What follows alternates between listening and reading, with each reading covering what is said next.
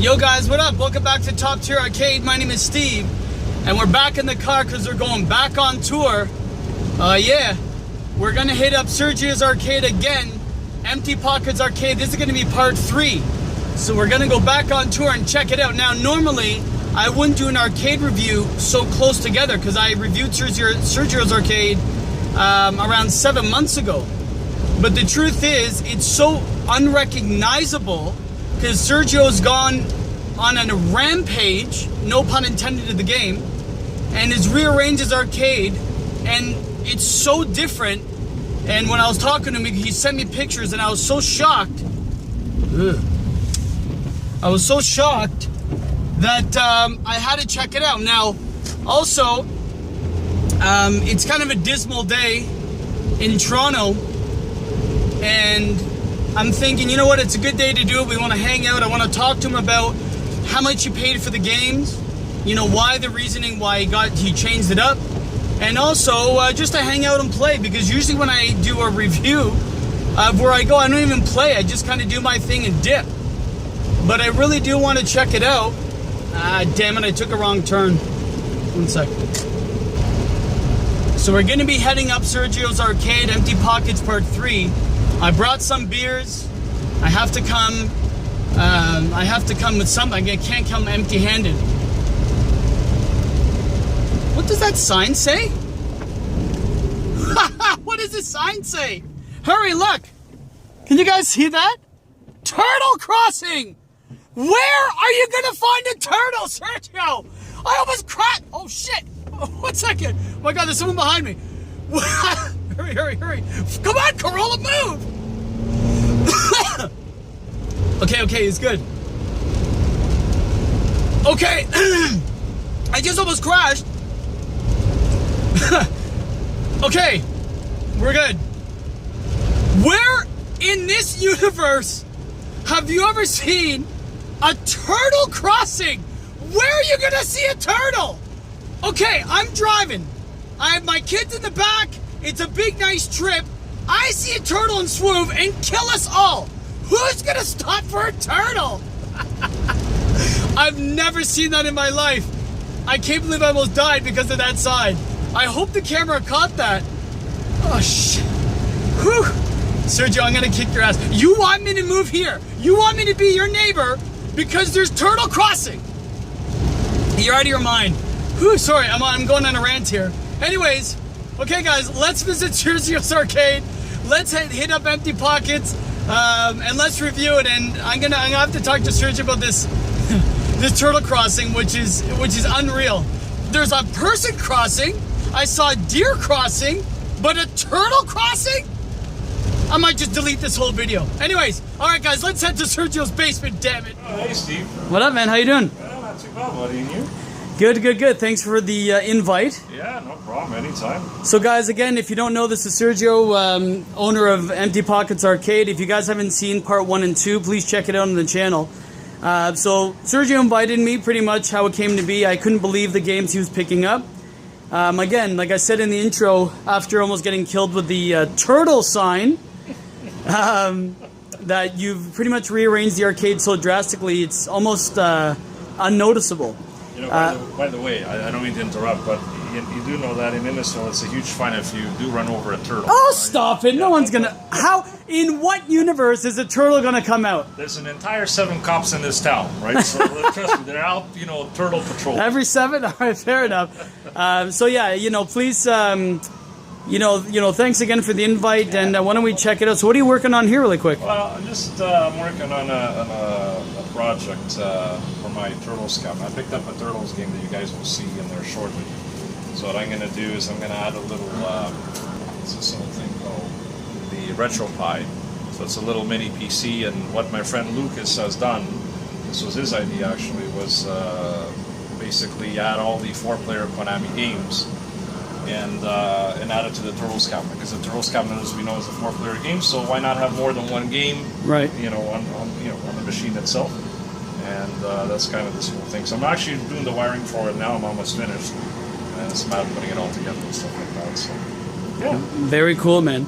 So if you can please do me the honor, show me, introduce me to, I guess, the new empty pockets. You know, this is part 3, you know, 2.0. I guess so much has changed since you know, last time we were here. So, you know, obviously from what most people remember, if they watched obviously part 1 and part 2 videos, like I used to have a hockey table here and also a soccer table. So that's done away with. You know, I never played it, so I decided to get rid of a few machines, scale the room back a little bit, added, you know, these curtains to kind of, you know, give it some, you know, little, I don't know, identity, I guess, that arcade feel. Right. And then I just switched a few things around, so, you know, if you're more than welcome to... Oh, yeah. It's changed so differently.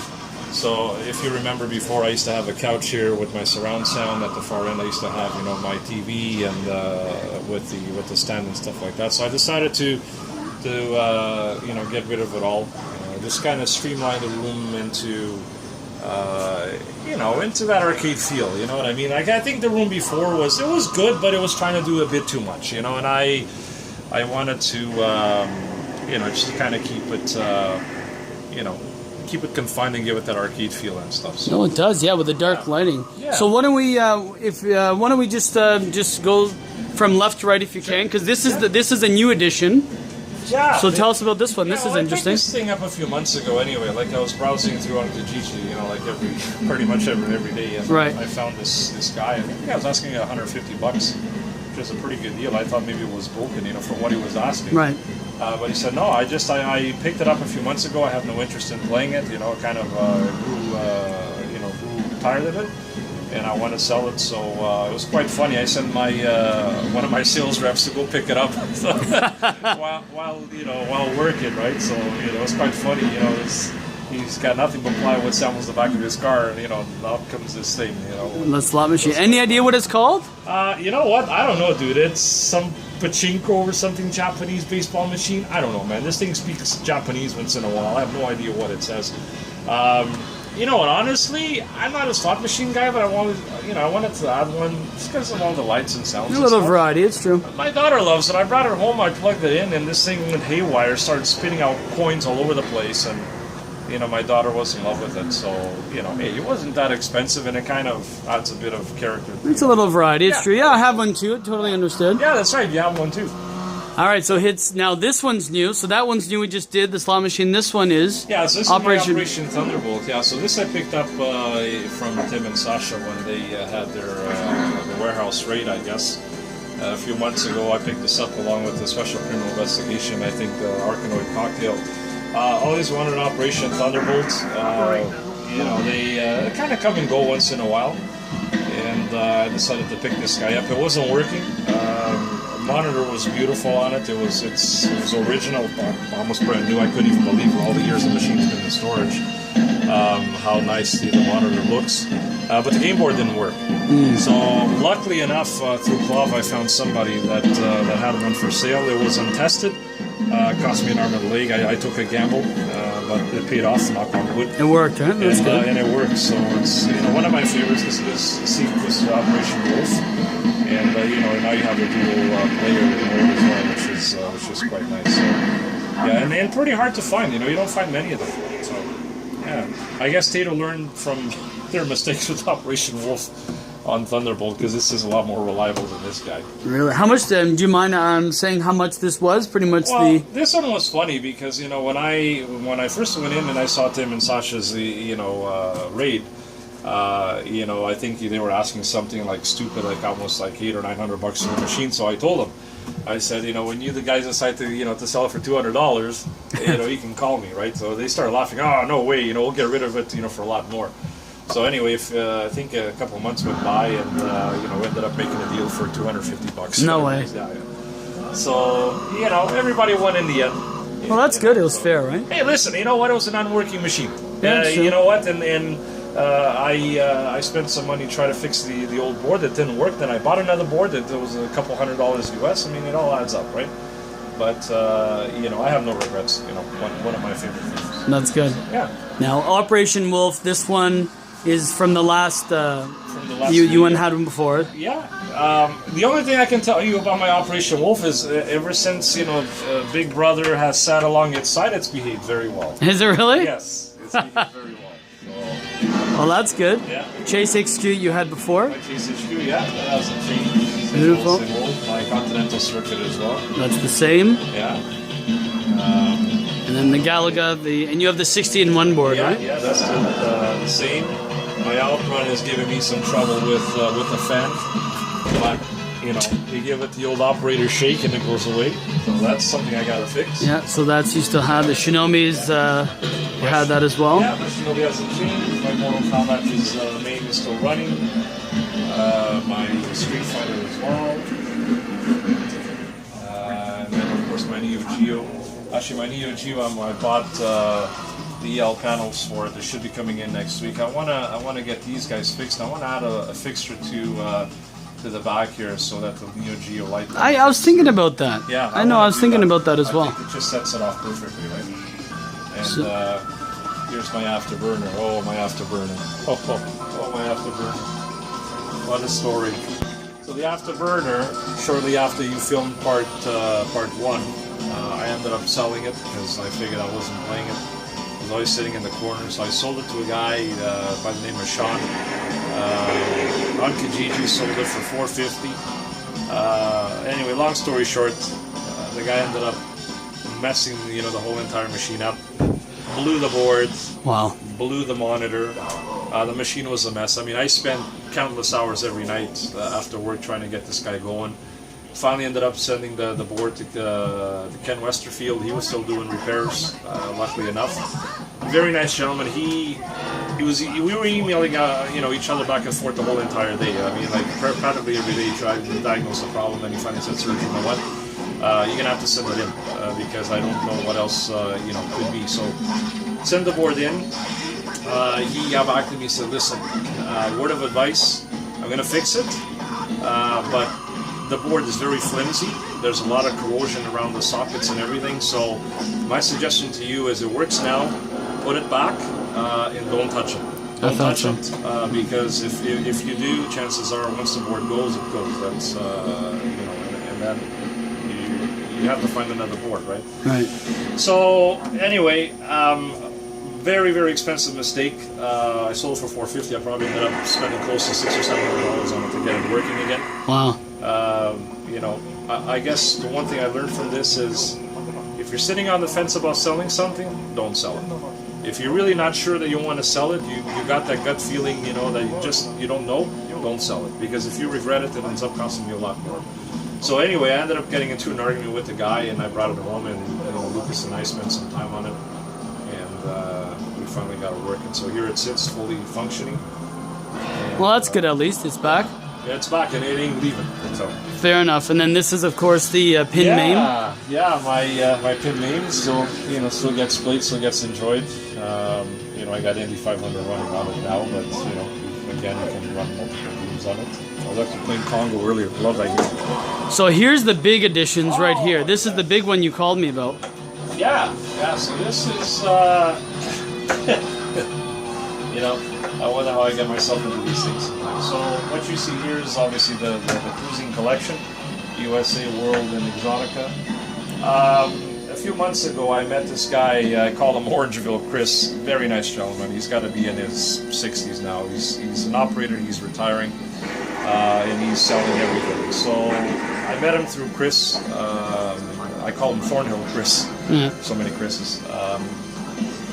He bought a few machines off of this gentleman. Anyway, we got talking and we exchanged information. And at the time, he had a warehouse in Orangeville and he was selling it cruising the world. Right. So I told him, I said, "Listen, I'd be interested in the machine. How much do you want?" He goes, "Well, I can deliver for $350." I said, "No problem. I'll take it if it's fully working." And he goes, "Well, you know what? It's got an LCD." And I'm like, "Oh, great. Oh, Here no. comes the whole LCD thing." Anyway, long story short, I ended up forgetting about it. And then one day out of the blue, he called me and he says, "Listen, I still have this machine I'm holding for you. Do you want it?" I go, "Well, I guess if you're holding it, sure. I feel some obligation to take it." So we started talking and he says, "Are you interested in any more cruisings?" I said, "Well, not really. I only want one. I want one world." And he goes, "Well, what about if I give you 2 worlds, 2 monitors, plus a parts machine for $350? Wow. And I said, "What the hell am I going to do with 3 cruising machines?" And he goes, "And if you want, I can throw in an Exotica for $130. So $480 and you take 4 cruising machines. Anyway, I ended up, I didn't want to do it, but I ended up with a garage full of cruising machines. Lucas ended up taking one. I gave him one because his boy wanted a cruising machine, so he took one. I kept the other one. And this one here was fully working, came with a monitor, needed a chassis, which I bought. Works great. The Exotica needed some board work, needed a couple of chips. I bought a couple of parts boards, got it working. The monitor was also included with the chassis. The chassis needed to be recapped. I met another individual by the name of Chris. Lots of Chris's. Out in Whitby, he's fantastic when it comes to monitors. You can't beat this individual. Definitely knows what he's doing. Got it capped, got it working beautiful, but shortly after we realized that the flyback is starting to go. So you can see, it's hard to see, but if you spend an hour or two here in the arcade, you can see the brightness on the monitor starting to turn up by itself, which is a sign of the flyback. And usually, once a flyback goes, it takes out the board with it. So that's something that needs to be repaired. I'm going to order the flyback replaced. But gameplay's fine. Needs a couple little adjustments here and there. But hey, not a lot of people can say they own the trio, right? Yeah, that's 3. Because there's the Cruising USA, Cruising World, Cruising Exotica. So that's cool, man. I've never seen that all 3 together at all. Yeah, they're pretty neat. You know what? I got to tell you something. When I first got this Exotica, I said to myself, I have no idea why I'm getting this thing because I don't remember playing it. Yeah. It looks like an absolute ridiculous game. But you know what? I want to have the trio. So I played it, and the first time I was like, shit, this is actually fun. Is it? It's it's a fun game to play. Of course, my heart's still set with USA. I love USA. Yeah. It will always be my favorite of the series.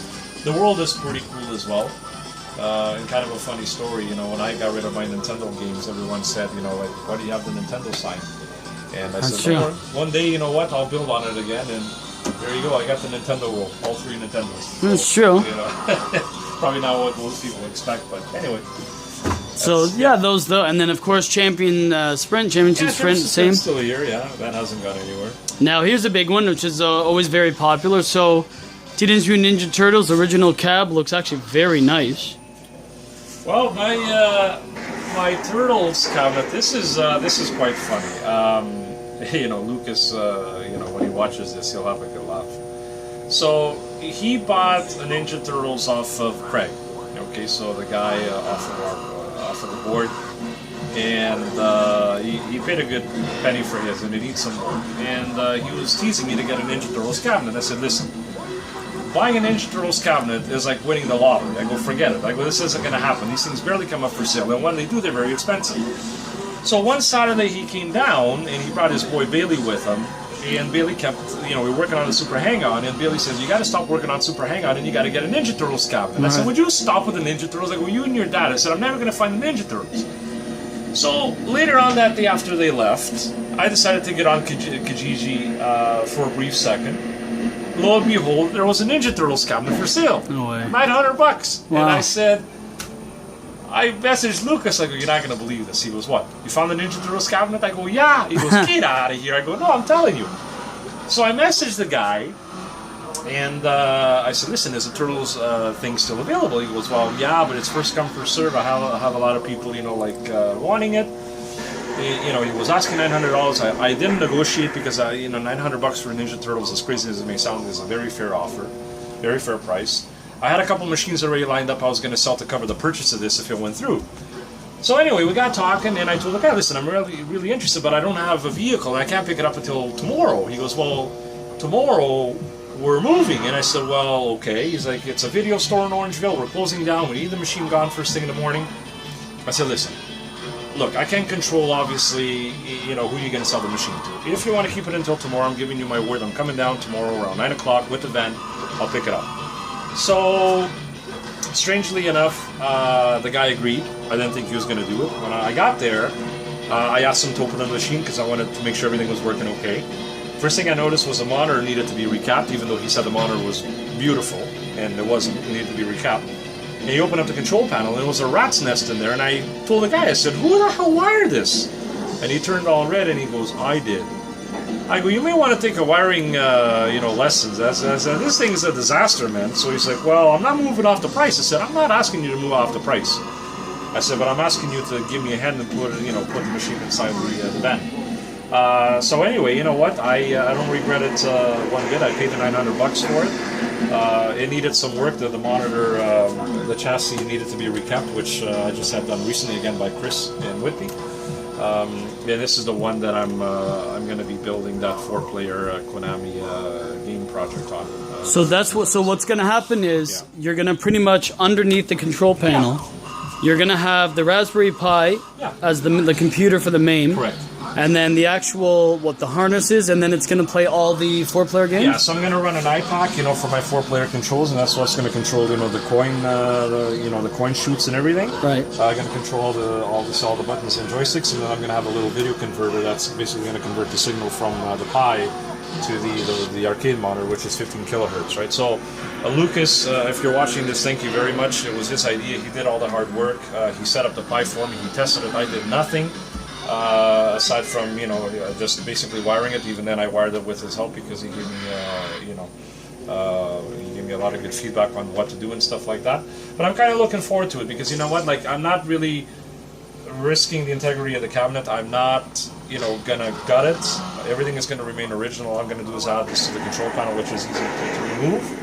And the beauty about it is you have Turtles in Time, and then you have Sunset Riders and the X-Men and all the 4-player Konami games that were available, right? So you get multiple use out of the cabinet. A few people have seen it. I got a lot of compliments on it.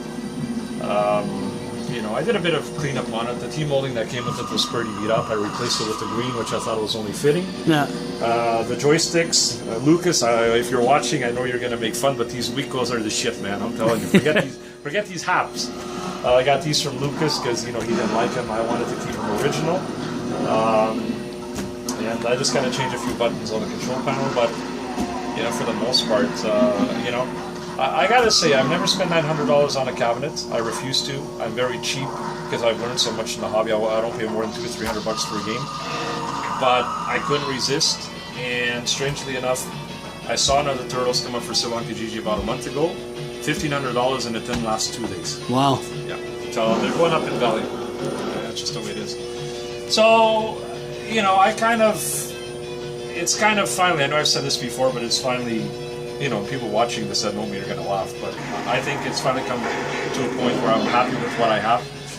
If I make a change, I may sell the Championship Sprint, and I may add a couple of Daytona USAs, which means I'm going to have to change maybe the way that certain wall over there is set up. Right. Where I'm going to maybe bunch a few games here along the middle and then move my Daytonas to the corner. But that's a big if. I got a really good deal again on 2 of them from this gentleman, Chris, that sold me the Worlds. An amazing deal. But I don't know if I want to go through the trouble of, having to strip them down and then, remove shit along, the door to get them through, the stairs. And, you get to a point where it's just like, maybe I should just like keep what I have, fix them, make sure they're all working 100%, and just enjoy it. So I think this will probably be, the last chapter in Empty Pockets. I think it'll be chapter 3, and that'll be it for it. So it's been fun. It's been fun, and I love all my games. Everything that you see here. You know what? Again, who knows what tomorrow holds? I may have to sell them. I don't know, but it's right now I'm enjoying it, and who knows? It's very difficult to pick favorites. I don't have any favorites. Everyone's kind of special, but Well, that's cool. Hey, tell me about these lights. I remember the first thing I came in and started laughing. So these lights, they're like disco, but they actually plug in to an actual light socket. Well, the lights, yeah, you know what? You have 2 of them, right? Here's what I wanted to do. I didn't like the whole having like the regular 60-watt bulbs, it takes too much away from the arcade feel, I wanted something dark. So what I did is I bought these blue bulbs from I think it's from Home Depot, Home Hardware anyway. I still didn't like the feel, you know what I mean? It just felt too dark. It's just, I don't know, there's something missing. So I was on eBay one day looking for, I think, LED lights or something. And these things popped up. And it was Right. $8 for 2 of them shipped. And I go, what exactly does this do? Wow. So I looked at some pictures and I go, you gotta be kidding me, right? Like you plug them into a socket and they spin and they create these patterns on the floor. I go, you know what? I just gotta have them. So I bought them. And you know, it was funny because my daughter went crazy the first time I plugged them in. Poor thing, she got all crazy chasing the shapes on the floor that she ran into her own high chair. You know. Oh, really? I was crying for a little bit. But you know, it's kind of hard to see with all the machines on. But with everything off, you really get a sense of what it looks like. You know, and it's pretty neat because you know, like everything kind of shines off of the machines and on the floor and. You know, it's a bit funky, so it's a very inexpensive way to add some, you know, different ambience to your game room, I guess. No, definitely, yeah, and it's cool. Like for it to move is cool. You know, so yeah, and it doesn't break the bank either, right? So $8 Canadian too. So that's pretty much it. You know what? So you know, some changes. You know, probably I guess a lot, especially for those who watched parts 1 and 2 and. Seeing the game room for what it was, versus what it is now. But I don't. It's funny. The other day I had to move the Cruising the World and the Exotica because I had to replace the battery on Cruising the World. It wasn't saving the settings. And I sat here and I was sweating buckets. My arms were hurting, my back was hurting, and I go to myself. I said, "When's enough enough?" Right. I think you reach that point where you start to get aggravated, you start to get upset. I think it's probably time to not to call it quits, or maybe take a step back. And I've got other plans for this year. Family plans, obviously. I don't know that I want to be spending too much more time on this. Like I said, if anything, fix them up. Make sure they're all working solid so people can enjoy them. For many years to come. But as far as adding something else to it. Probably not. Really? Well, it makes sense. I mean, it looks pretty. It looks good. You're right. Those curtains add a good ambiance to it. The lighting. It looks, almost compact. It looks right. It looks actually. It's very good. It does. It doesn't feel overwhelming either. It just has that certain feel to it. And again, I think it's got a bit of everything for everybody. So I'm really looking forward to the Super Bowl. I usually do a Super Bowl party every year. There's a bunch of people coming, and that's when the machines really get played. And I guess I'll be praying for stuff not to break. No, of course. That's because then you'll spend the next 6 months fixing it. But that's why I want to fix them and make sure that they're all working solid, so that people can enjoy them. So yeah. Man. Well, thanks again for having us, Sergio. You know what? I just want to keep the video, tight, nothing extra. I mean, that's really what it is. So guys, I hope you like.